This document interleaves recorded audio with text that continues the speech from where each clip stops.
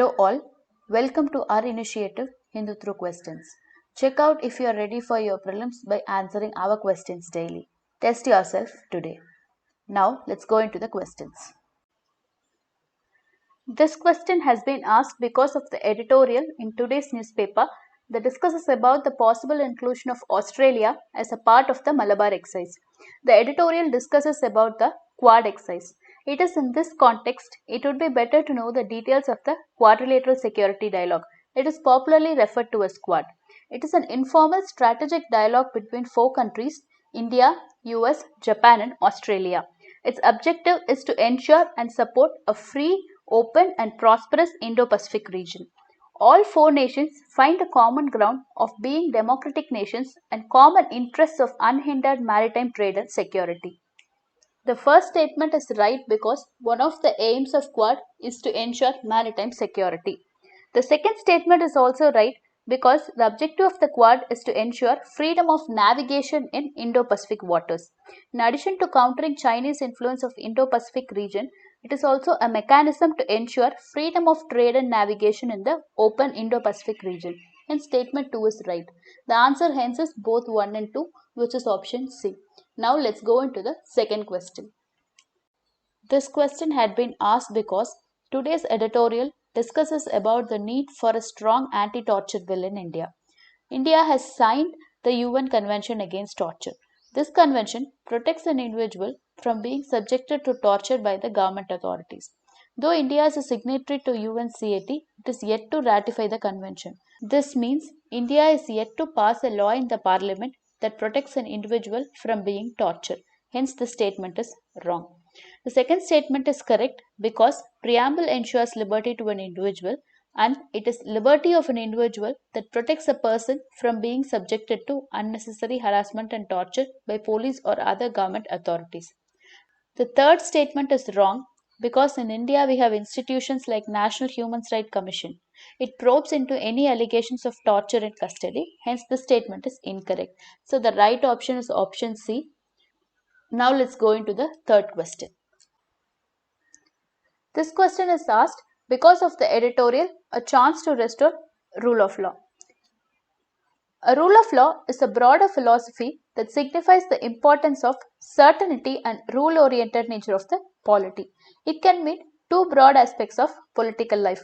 First one would be how institutions are governed. For example, the policeman not differentiating between two individuals while making an arrest. For the same offence committed, he applies the law equally. This would be one way of looking at rule of law. The other way of understanding rule of law is the general spirit of the constitution and the people to submit themselves to the law of the land. Based on this understanding, if we look at the options, the most appropriate definition would be option A. Option B and C are incorrect because philosophy of rule of law excludes any kind of special treatment in the form of privileges. Option D is also wrong because rule of law is concerned only with the fairness and enforcement of the law. It is not concerned about the justness of the law itself. Hence, the right answer is option A. Let's go to the fourth question. This is a factual question and has been asked in the context of today's news in the national page. The news is that DGCI has issued a notice to Glenmark Pharma over its claim on a COVID drug. DGCI is the authority to give permissions to conduct clinical trials in India. Hence, the statement is correct. Whether a drug can be used on Indian population is subjected to the approval of DGCI. Hence, the second statement is also correct. The correct answer for this question is option C. Now, let's move to the fifth question. This question has been asked because of today's news in Hindu, where India has advocated for UN Security Council reforms. An important aspect of UNSC reforms advocated by India is increasing the accountability and responsibility of the manner in which veto power has been used by the member nations. Another main reform advocated by India is the abolition of veto power of the permanent members, that is the P5 members, when it comes to crimes like genocide. Hence, statement 1 is correct. Another aspect of reforms is with respect to the increase in membership of the permanent as well as non-permanent members as to give a wide representation to all nations from geographical regions of the world. Hence, the statement 2 is also correct. The right option is option C. Now, let's go to the reading comprehension questions. You can pause the video to read and comprehend the passage. Now, let's move to the questions. The passage has been taken from today's Hindu newspaper from the editorial article on reimagining journalism. When we read the passage, we infer that the need to reimagine journalism and to redefine journalism has been to make it more democratic and accountable, and it is not to make it more adaptable to the digital world. Hence, statement 1 is wrong. The passage also says that we can revisit the past and take learnings from the great leaders in the past, and it is used in redefining journalism in future. This signifies the importance of takeaways from past and its application to future. Hence, statement 2 is right. The right option therefore is answer B. Now let's move on to the second question of reading comprehension.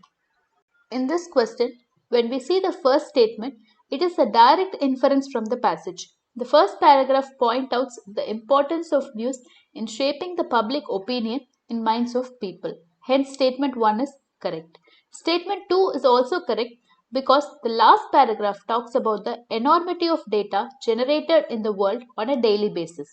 To arrive at a credible news by sifting through the enormity of news in the public domain has been attributed as the reason for the difficulty in ensuring credible news. Hence, statement 2 is also correct. The right option therefore is option C. Now, let's go to the CSAT question. Imagine a container with 3 liters.